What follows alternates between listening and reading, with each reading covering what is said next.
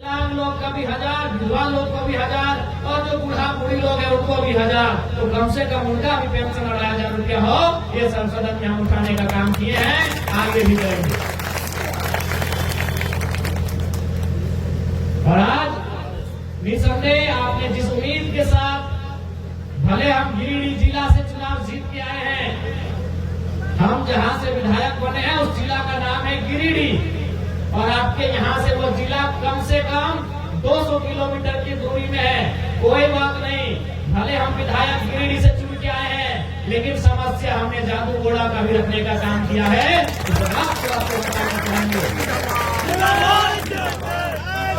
झारखंड में 25 साल के झारखंड में पहली बार जादूगोड़ा के यूरेनियम खनन से प्रभावित हो रहे महिलाओं के विषय को हमने सदन में रखने का काम किया है। इसलिए आप मेरे अभिभावक, मेरे नौजवान भाइयों और मेरी माताएं, मेरी बहनें, मेरी दीदी लोग, आप निश्चित रहें, भले हम विधायक गिरिडीह जिला से चुन के आए हैं, भले हमारा घर धनबाद जिला है, लेकिन जब बात आएगी सिंहभूम की, हम जरूर आपकी आवाज बनने का काम करेंगे। इस बात में कोई कटौती नहीं होगी। इस बात को आज हम आपको कह के जाते हैं।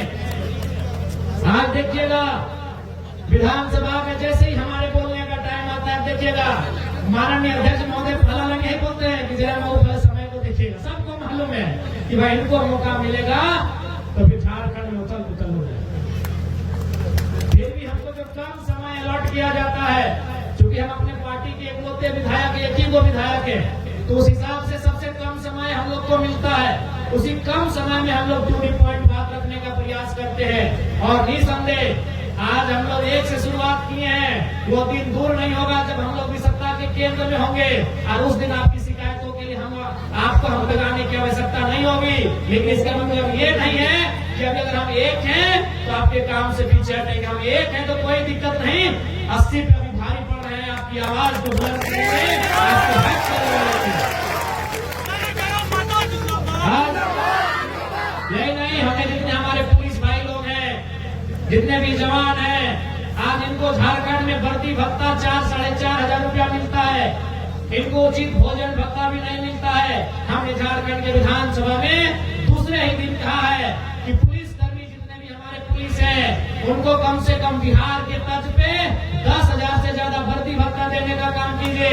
हमने ये भी कहा है कि अगर मुख्यमंत्री का परिवार है, अगर मंत्री का परिवार है, उनका बीबी है, बच्चा है, तो पुलिस कर्मियों का भी परिवार है। इसीलिए अगर कोई सिंहभूम का है तो उसकी नौकरी साहेबगंज में ना हो, उसकी नौकरी सरायकेला में हो, उसकी नौकरी पश्चिमी सिंहभूम में हो, पड़ोसी जिला में हो।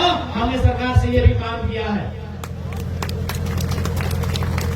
हमने सरकार से यह भी मांग किया है कि जो भी पुलिसकर्मी है या फिर जो भी सरकारी नौकरी करते हैं, आप उनको सिंहभूम वाला को गढ़वा भेज देंगे तो ठीक बात नहीं है।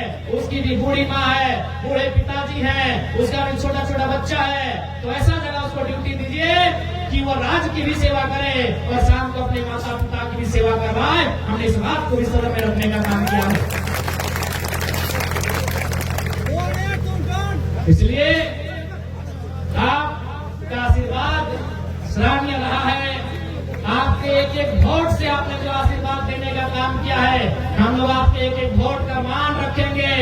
और यदि आप चाहें तो एक बार पूरा झारखंड घूम के आइए, पूरे झारखंड में सिर्फ आप इतना बोल दीजिए कि हमने वोट जयराम महतो को दिया है। लोग कहेंगे आप कुर्सी में बैठिए, गिलास पानी पीजिए, आपका वो सम्मान झारखंड में मिलेगा, झारखंड के बाहर भी आपको वो सम्मान मिलेगा, क्योंकि हमने आपको आपके वोट का, आप अपने वोट पे गर्व कर सकते हैं। और हमने वो काम किया है, वो काम करने का प्रयास किया है कि आपने हमें जो वोट दिया है उस पर आपको गर्व कराएंगे। ये बात आज आपको हम कह के जाते हैं। अभी और आज 23 तारीख हो चुका है, 24, 25, 26, 27 और 4 दिन विधानसभा का सत्र चलेगा। इस सत्र में गैर सरकारी संकल्प 27 तारीख को बहस होगा। उसमें उस दिन हम लोग झारखंड में स्थानीय नीति और झारखंड में नियोजन नीति की मांग को पुरजोर तरीके से रखने का काम करेंगे, पुरजोर तरीके से उसमें बहस करने का काम करेंगे। आज भी आपको हम लेके जाते हैं। कितनी उम्मीदों के साथ ये राज्य हमने जान तो दिया ही दिया, हमने शहादत दिया तो दिया। अरे हमने टाटा जमशेदपुर हो, टिस्को हो, टेल्को हो, हिंडाल्को हो, हमने अपनी जमीनों को भी देने का काम किया है। इसलिए मैंने सरकार से मांग भी रखा है और आगे भी सदन में इस बात को रखेंगे कि जो भी निजी उद्योग है, कल ही आप मेरा बात सुने होंगे, कल उद्योग विभाग पे बात था, कल ऊर्जा और उद्योग पे बात हम कर रहे थे। उद्योग विभाग का जो डाटा मिला है उसे सुनकर आपके पांव से जमीन खिसक जाएगी। हमारी सरकार कहती है कि हम निजी यानी जैसे टाटा जैसी कंपनियां, निजी यानी हिंडाल्को, निजी यानी जो निजी कंपनियां हैं हमारे राज्य में, उन कंपनियों में भी 75% नौकरी झारखंडी को मिलेगा। लेकिन आपको जानकर आश्चर्य होगा, सरकार को हमने एक उत्तर मांगा था और सरकार ने इस उत्तर में दिया है कि अभी उनके पास डेटा 2.5 लाख मजदूरों का है, जिनमें मात्र 53,000 झारखंडी है, यानी 21%, जो कि काफी शर्मनाक है। किस प्रकार से हमारे राज्य के नौजवानों के हक को छीना जा रहा है। बताइए, सरकार क्या रही है कि देंगे 75% और मिल रहा है 21%, यानी 100 में 21 को झारखंडी है और 79-80 को बिहार, बंगाल, उड़ीसा के लोग यहाँ नौकरी कर रहे हैं। बताइए क्या ये सही है? अरे भाई, ये तो अन्याय है, ये अन्याय है, हमारे साथ घोर अन्याय है, ये हमारे साथ अत्याचार है कि राज्य हमारा, बलिदान हमारा, लहू बहा हमारा, और आप नौकरियां बांट रहे परदेशियों को। इसलिए इस राज्य की तमाम नियुक्तियां बेकार की बेकार हो जाएंगी अगर नीति नहीं बनेगी। बिना नीति की नियुक्ति बेकार हो जाएगी। इसलिए इसी सदन में हम लोग नीति बनाने पे जोरदार बात करेंगे और आशा करते हैं उस दिन झारखंड के तमाम विधायक पक्ष विपक्ष छोड़ के, सरकार का गुणगान और चरम धोने का व्यवहार छोड़ के झारखंड के मसले में समर्थन देने का काम करेंगे। हम तमाम विधायकों को अपील करेंगे। आज नीति और पॉलिसी नहीं होने के कारण आज हमारे राज्य की दुर्दशा है। 40% खनिज देने वाला झारखंड राज्य आज बेरोजगारी के दंश को झेल रहा है, आज पलायन के दंश को झेल रहा है, आज प्रवास के दंश को झेल रहा है। इसलिए आज आवश्यकता अगर इस राज्य में है तो सबसे पहले इस राज्य को नीति बना के देना होगा। जब तक आप नीति देने में सक्षम नहीं है, यह राज्य बनने या ना बनने का कोई मतलब नहीं रह जाता है।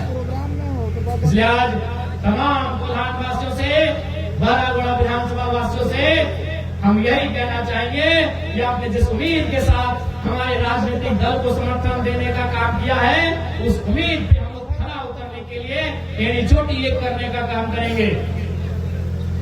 आज इस राज्य की दिशा और दशा बजट पे निर्भर करता है, लेकिन जब तक आप देख सकते हैं, मैंने विधानसभा के सत्र में उन्हीं बातों को रखा जो बातें आप गांव घर में चर्चा करते हैं।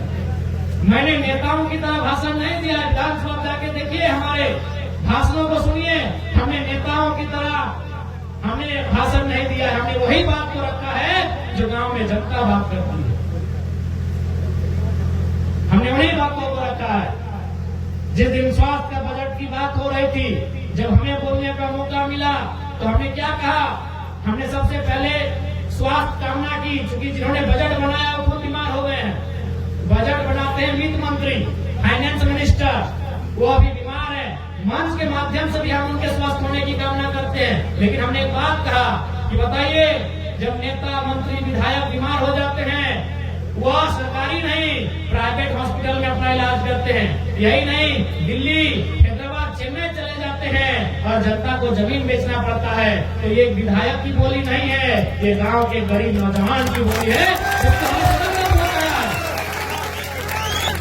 ये विधायक की बोली नहीं है, क्योंकि हर विधायक लोग प्राइवेट में इलाज करता है। अगर विधायक होता तो बात को बोलता ही नहीं है, क्योंकि उसको भी मालूम है हम बीमार होंगे तो हम भी प्राइवेट में इलाज कराएंगे। ये विधायक की बोली नहीं थी माताओं बहनों, ये गांव की बोली थी। बस हमने उस बात को वहां पहुंचाया।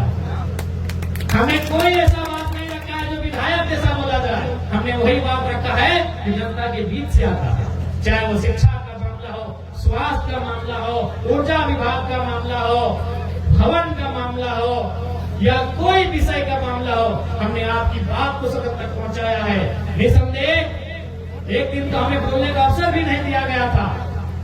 हमने खड़ा होकर कहा, अध्यक्ष महोदय, यदि आप नहीं चाहते कि हम नहीं बोले तो नहीं बोलेंगे, लेकिन आप ऐसा मेरा समय नहीं काट सकते हैं, क्योंकि ये प्रोटोकॉल है।